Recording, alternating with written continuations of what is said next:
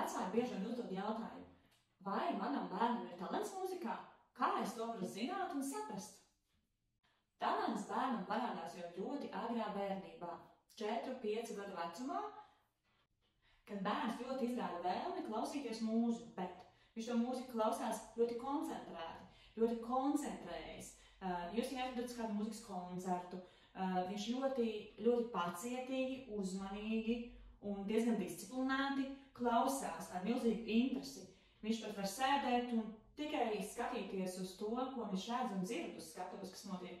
Tas nozīmē, ka viņam ir gan tā pacietība, gan kontrole pār sevi, disciplinētība, gan viņš spēja arī kaut ko sadzirdēt savādāk iespējams nekā citi cilvēki.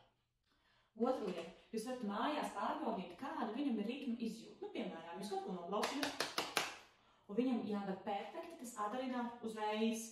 Sākumā jūs varat mēģināt trenēt viņu. Piemēram, kaut ko atdarināt un teikt, ieklausies, kad es esmu pabeidzis, turpini tu. Un tā, ilgstoši trenējot, ir bērni, kuriem ļoti ātri tā ritma izjūta ieiet, viņi uztver viņu un ļoti viegli var atkārtot. Trešā, pat visbūtiskākā lieta ir dzirde mūzikā. Vienalga, kādu instrumentu izvēlēsieties jūs vai jūsu bērns, dzirde būs ļoti svarīga arī dziedāšanā. Tāpēc mājās jūs droši varat padomāt kaut kādu dziesmu, piemēram, la la la, vai bērns spēj perfekti atdarināt tajās skaņu augstumos, kuros jūs nodziedājāt. Ja jūs mākat spēlēt arī klavierus, vai jūs pašiem ir diezgan labi attīstīta dzirdi, jūs droši varat nospēlēt kaut vai vienu taustiņu. Likt viņam nodziedāt, lai viņš nodzied.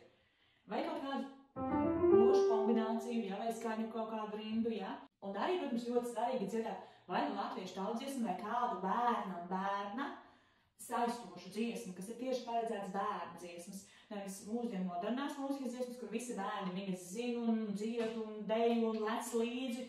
Un apmērā vārdus zina un kaut kā viņas izrunā un kaut kā dzied un kustās un liekas, ka daudz tā kā ritmiski. Mammai tētim liekas, ka diezgan labi sanāk, bet svarīgi ir, lai bērns savam līmenim atbilstoši varētu nodziedāt vismaz vienu dziesmiņu. Tā var būt tautas dziesma, tā var būt kāda forša dziesma no Tuta dziesmām, vai no Ričijas Rū, vai no kaut kā citu pavisam, vai no jebkuras mūzikas grāmatas. Bet viņam tā dziesmiņa ir jāiemācās nodziedāt ar tādu teksmi, lai vārdi ir tādi ļoti perfekti izrunāti, ar ļoti labu dikciju. Un lai bērns, tad, kad dzied, tad lai viņš nešļūkā, lai tā dziesmiņa, ko viņš dzied, ir ļoti precīza. Melodiski, lai viņa līdzeru, un lai viņa skan tieši tā, kā tai dziesmai būtu jāskan. Lielai daļai bērni, protams, šo ir nepieciešams diezgan ilgstoši trenēt, bet ir bērni, kuriem šis sanāk tā kā uzreiz, tā kā klišs.